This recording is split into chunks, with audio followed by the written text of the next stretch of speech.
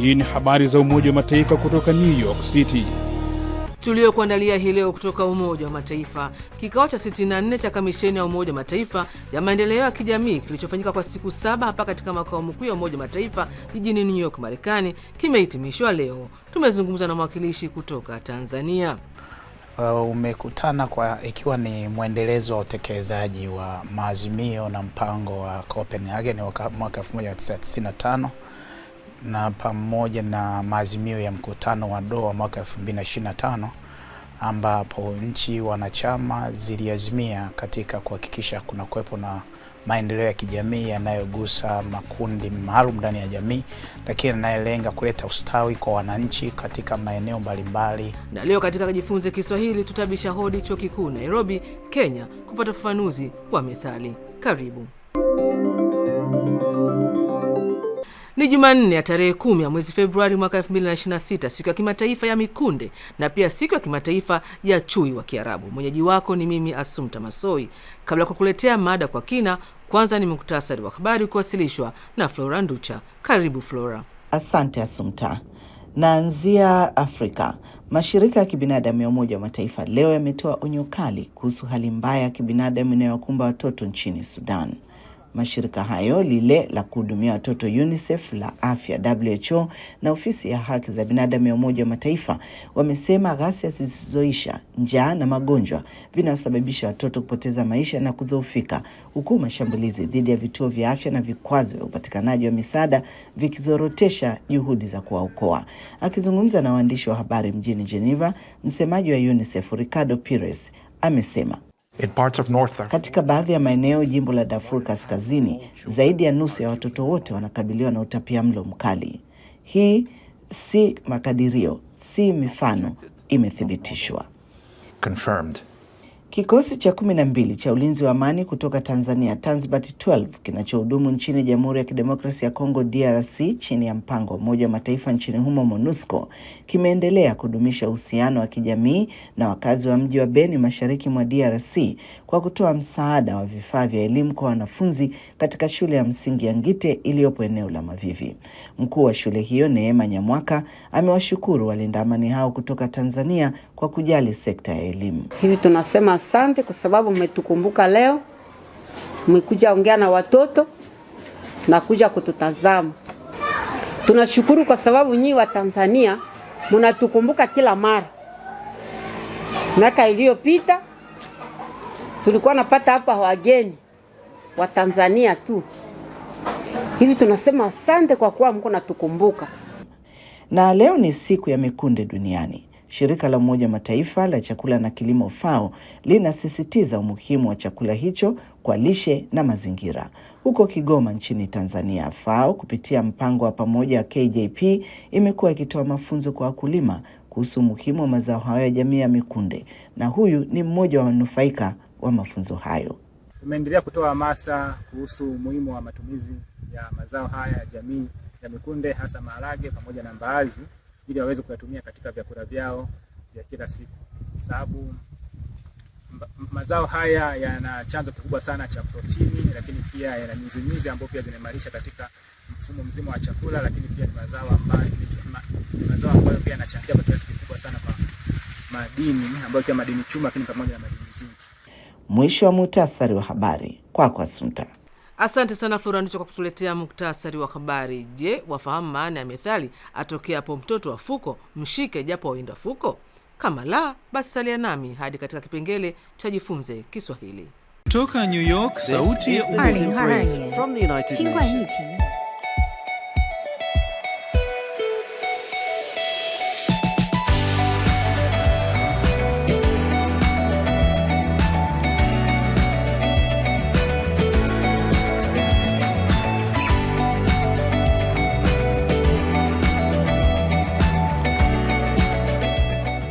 Alors que le réchauffement record met à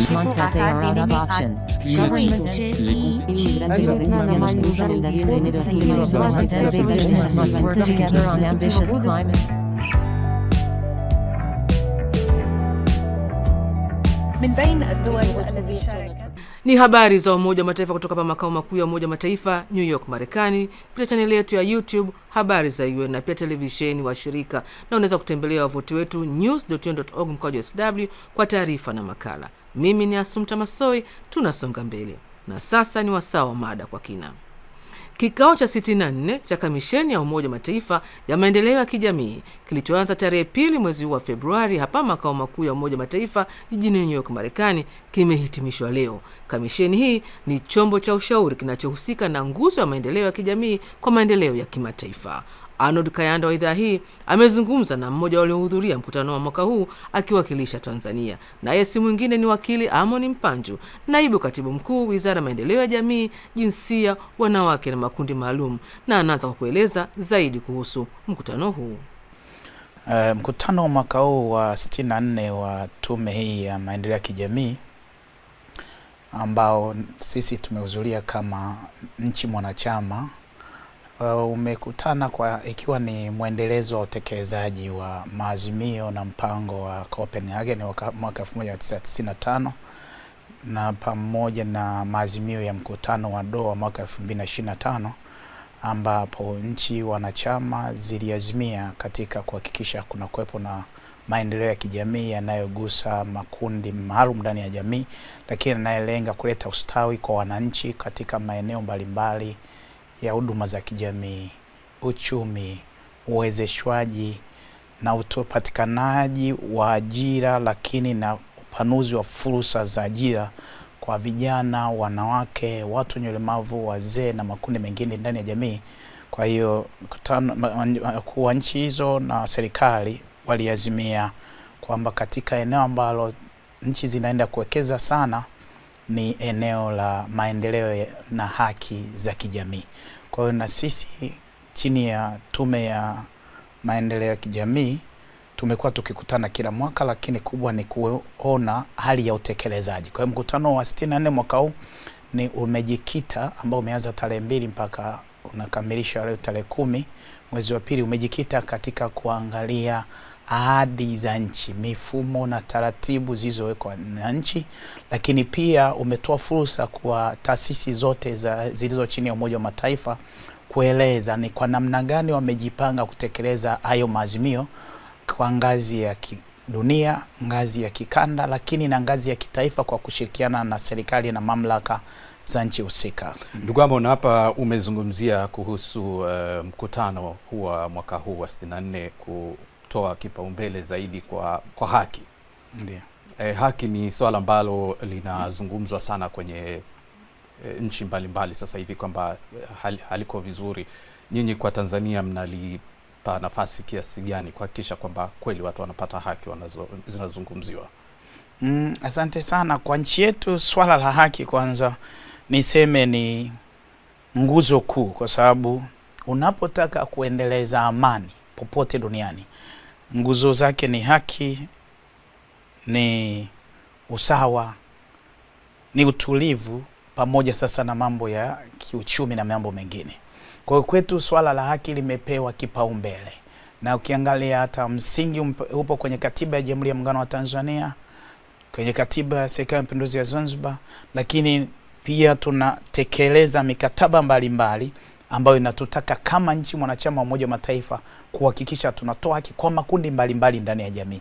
Lakini katika eneo la haki, ili uone kwamba nchi iko huru na inaweka mifumo na inafuata misingi ya upatikanaji haki, ni uwepo wa mihimili na vyombo vya utoaji haki, kwamba mtu ambapo anaona haki zake zimevunjwa, basi anayo fursa ya kupata haki kwenye vyombo ambavyo ni huru.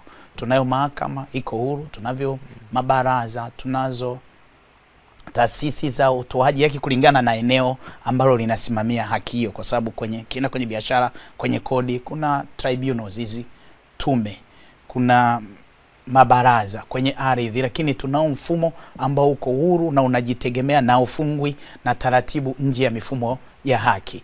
Kwa hiyo swala la haki kwetu lipo kwenye moyo wa nchi. Wananchi wa hizi nchi nyingi hasa za Kiafrika wanaona kwamba sheria zipo, ndio, lakini hazifuatwi, kwa hivyo wanakosa haki zao.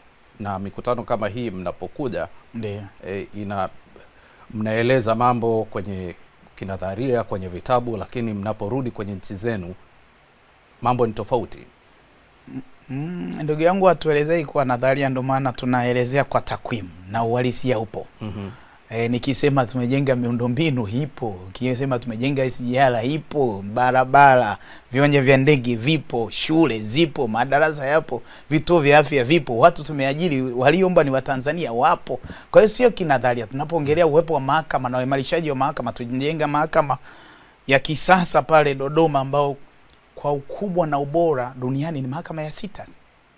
Tunaweka miundombinu, tunaimarisha mifumo ya upatikanaji haki. Sasa hivi TEHAMA inatumika kwenye upatikanaji haki. Kuna usajili wa mawakili na mifumo ya watu kuwakilishwa mahakamani, mfumo wa msaada wa kisheria kuhakikisha watu wasioweza wanapata haki zao kwenye vyombo vya upatikanaji wa sheria. Sasa kama kuna watu wanasema haki haitendeki, hiyo ni swala la mtazamo, perception. Kwa sababu gani? Kama haki haitendeki, vyombo vipo. Na bado kama wanaona ni nadharia, mfumo umejieleza vizuri. Kama unaona haki haipatikani ndani ya mfumo wa nchi yako, sisi ni wanachama wa Jumuiya ya Afrika Mashariki, ni wanachama Afrika, na hiyo ipo mifumo inaruhusu watu kuleta malalamiko kwenye hizi taasisi.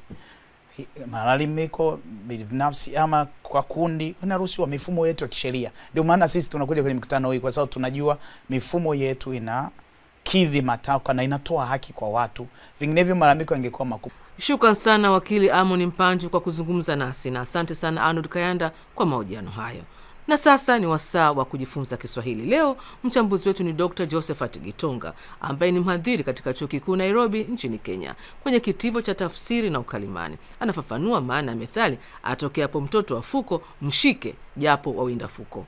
Atokeapo mtoto wa fuko mshike japo wawinda fuko. Fuko ni mnyama mdogo asili ya panya aishie mashimoni ndani ya ardhi huku akila mimea.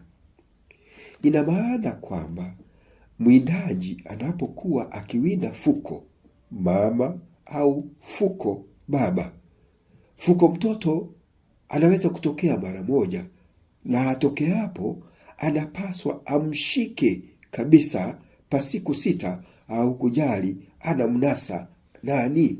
Ina maana kwamba akishamshika mtoto fuko mama au fuko baba atatokea kumtafuta mwana, na papo hapo atamnasa pia. Na hata fuko baba au fuko mama asipotokea, basi hataambulia patupu na ana kitoweo cha siku. Inatuelimisha kuwa kidogo kidogo usubirisha kikubwa. Yaani ukiridhika na kutosheka na kidogo, baadaye utapata kikubwa, kwa sababu subira huleta heri. Shukran sana Dr. Josephat Gitonga kwa elimu hiyo. Nami nakunja jamvi leo, lakini tukutane tena Alhamisi kwa jarida lingine la video. Na kwa upande wa kipindi cha redio ni kila siku, kwa hiyo kesho Jumatano utapata habari za Umoja Mataifa. Hata hivyo kwa sasa unaweza kutazama habari na video nyingine kwenye chaneli yetu ya YouTube Habari za UN, na katika kurasa wetu wa X jina hilo hilo Habari za UN. Kumbuka pia kupakua app yetu ya Habari za UN katika Play Store na App Store. Kwa niaba ya wote walioshiriki kuletea jarida hili, mimi ni Asumta Masoi na kutakia amani na kwaheri kutoka New York, Marekani.